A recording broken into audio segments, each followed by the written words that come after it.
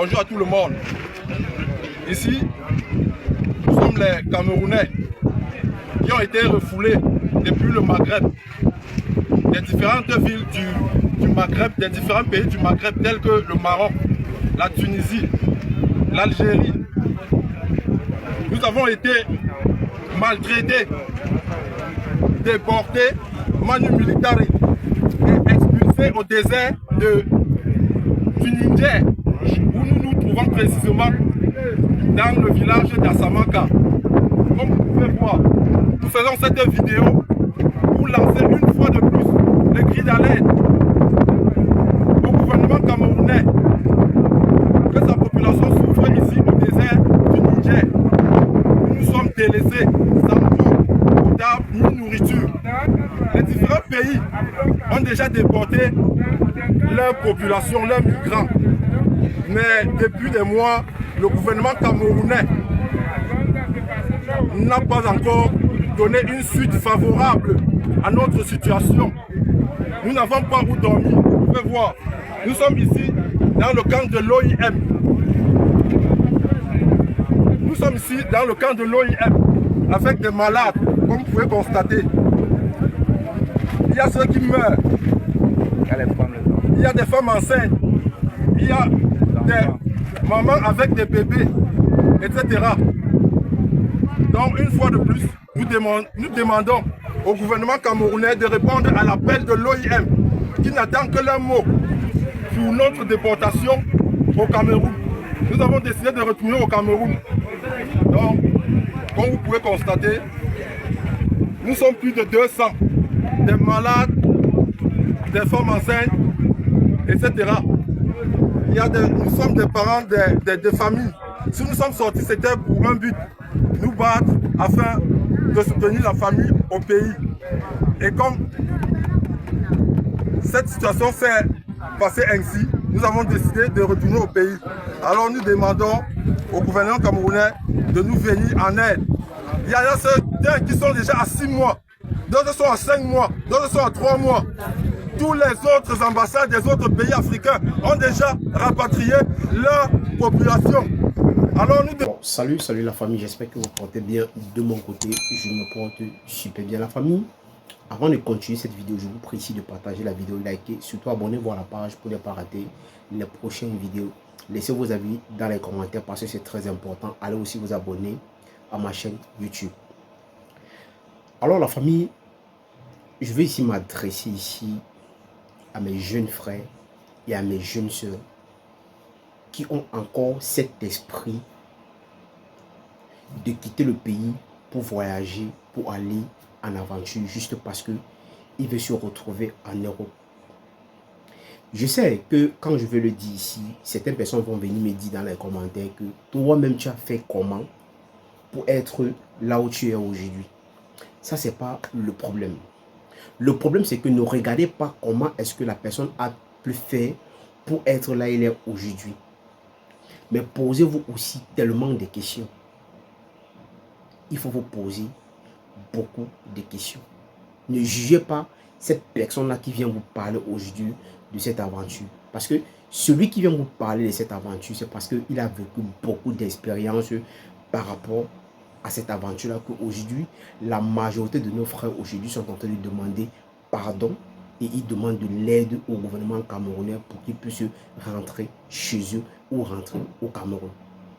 Il y a beaucoup de nos frères qui sont aujourd'hui dans des problèmes, qui ne savent pas comment ils vont faire pour rentrer au pays. Et certains même aujourd'hui sont complètement découragés. Pourquoi? Parce que tellement qu'ils ont beaucoup dépensé de l'argent pour arriver en destination, mais ils n'ont pas pu le faire parce que ils ont dépensé beaucoup, mais le projet n'a pas marché. Je vais m'adresser ici à mes jeunes frères que parfois quand les gens viennent vous dire et quand ils vous demandent de ne pas prendre l'aventure, c'est pas peut-être parce qu'ils ne vous aiment pas, c'est parce qu'ils vous aiment tellement même que ils prennent la peine de vous expliquer ou peut-être de vous dire de ne pas partir. C'est pas peut-être parce que ils ne veulent pas que vous veniez, mais c'est par rapport à ce que ils ont vécu et ils n'ont pas besoin que vous-même vous vivez ce genre de choses. Aujourd'hui, la jeunesse a aujourd'hui une concurrence avec eux. Donc, je ne sais pas comment je vais même dire ça. Parce qu'aujourd'hui, il y a tellement de la concurrence qui fait en sorte qu'aujourd'hui, tu vas voir certains jeunes vont décider de prendre l'aventure sans savoir vraiment ce qui les attend dehors. Aujourd'hui, nos frères demandent de l'aide au gouvernement. Mais c'est donc, si aujourd'hui, ces mêmes jeunes-là qui demandent de l'aide aujourd'hui, c'est les mêmes jeunes. Si c'était qu'ils étaient arrivés en Europe, c'est les mêmes jeunes qui devaient être aujourd'hui en train de tirer sur le même gouvernement là aujourd'hui. Que non, que c'est à cause de vous que nous quittons nos pays. Mais sans savoir qu'il est comme ça. L'aventure est tellement difficile. Quand tu décides aujourd'hui que non, tu quittes le pays pour une aventure, est-ce que tu connais combien tu dois dépenser pour être en Europe? Il y a certaines personnes qui dépensent plus de 4 000, 5 000 euros. D'autres même qui dépensent, donc on dépense tellement des millions pour arriver en Europe. D'autres même qui dépensent qui n'arrivent pas. Il y a les gens au Maroc qui payent plus de 3 000, 4 000 euros pour arriver en destination. D'autres même qui payent qui n'arrivent pas. D'autres qui meurent dans l'eau. Et c'est pour ça qu'aujourd'hui, certaines personnes prennent la peine de vous expliquer, d'essayer de vous expliquer ce qui se passe vraiment en route. Mais, comme tout le monde a cet esprit-là de partir juste parce que ça ne va pas au pays, c'est normal. C'est normal que tout le monde essaye de tout faire pour avoir une vie meilleure, mais ce n'est pas la solution. La solution, c'est que quoi? Si tes parents veulent vraiment que tu voyages, c'est encore peu mieux de faire, de prendre cet argent-là, de tout faire, de faire des bonnes démarches pour que vous voyagez dans les meilleures conditions, parce que les conditions de la route, ce ne sont pas les meilleures conditions, parce que c'est très très compliqué. Avant, les gens voyageaient sans avoir de problèmes, mais aujourd'hui, c'est devenu tellement compliqué. Il y a d'autres mecs qui font les 5 ans, 6 ans avant d'arriver, d'autres mecs qui font 10 ans, ils n'arrivent même pas. Parce que moi qui vous parle aujourd'hui, c'est parce que j'ai vécu une expérience par rapport à ce voyage-là, que c'est très très compliqué. Donc, ne voyez pas seulement certaines personnes qui sont arrivées en Europe, vous pensez que non, ça a été facile pour eux. Non, ça a été tellement difficile. D'autres aussi qui ont eu cette chance-là, qu'en une semaine, ils sont arrivés en Europe. Mais c'est parce qu'ils sont arrivés dans le bon moment. C'est ça qui a fait en sorte qu'aujourd'hui, ils se retrouvent en Europe. D'autres aussi, que ça fait peut-être plus de depuis, ça fait presque 10 ans, 15 ans aujourd'hui, ils sont toujours bloqués dans le Maghreb. Et vous-même, vous connaissez les pays du Maghreb, c'est les pays où le noir là-bas n'a pas la chance, il n'a pas la possibilité de s'intégrer n'importe comment. Vous-même, vous connaissez. Donc, à un moment, arrêtez de sortir.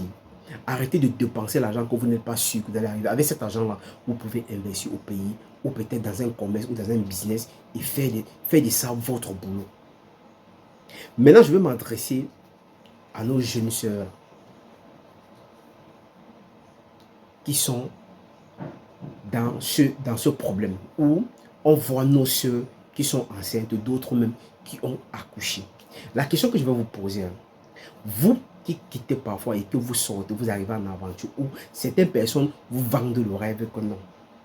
Vivons ensemble à un pays, vivons ensemble. Peut-être tu vas voir une jeune fille étant peut-être en Algérie, elle va rencontrer quelqu'un qui va leur vendre le rêve que non, quand j'aurai l'argent, parce que beaucoup en Algérie sont devenus des hommes d'affaires, que non, quand je vais carboner ou peut-être quand je vais escroquer quelqu'un, je vais te payer la route pour que tu puisses aller en Europe, mais il faut porter mon enfant. Un enfant que tu vas porter, que l'homme qui t'a enceinte, que tu ne sais même pas quand est-ce que tu dois le voir un jour. Et c'est ça qui fait en sorte que la majorité de nos sœurs aujourd'hui sont enceintes. Ils ont les enfants dans les mains qui ne savent même pas où se trouvent même les parents de ces enfants-là. Et c'est ça, la majorité de nos sœurs ne vous disent pas la vérité. Que les enfants qui portent à main là, c'est juste parce que ils ont signé un accord avec le gars en question. Au cas où, dès que je te prends, je te mets chez moi, dès que j'ai l'argent, je vais tout faire pour que tu tombes enceinte. Là, tu vas voyager. Je vais te payer la route pour que tu puisses aller en Europe avec l'enfant ou tu vas aller accoucher là-bas. Et c'est ça qui fait en sorte qu'aujourd'hui, on retrouve nos soeurs avec des grossesses, d'autres même qui ont accouché.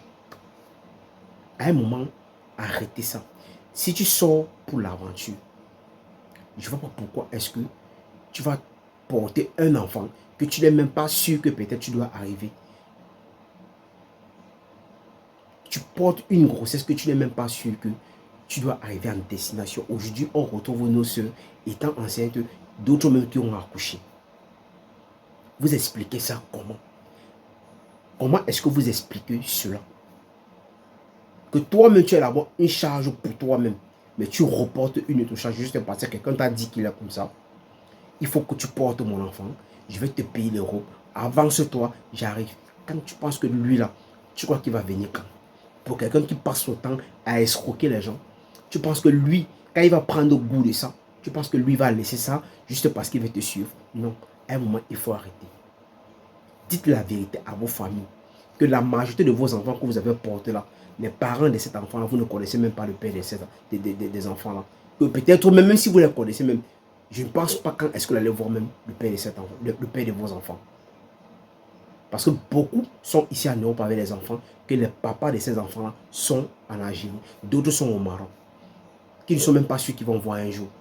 En dehors, si peut-être aujourd'hui, la femme en question a les papiers, elle rentre peut-être en Afrique ou au Cameroun, que le père en question lui-même se retrouve au pays, qui vont voir, il risque même peut-être de voir l'enfant.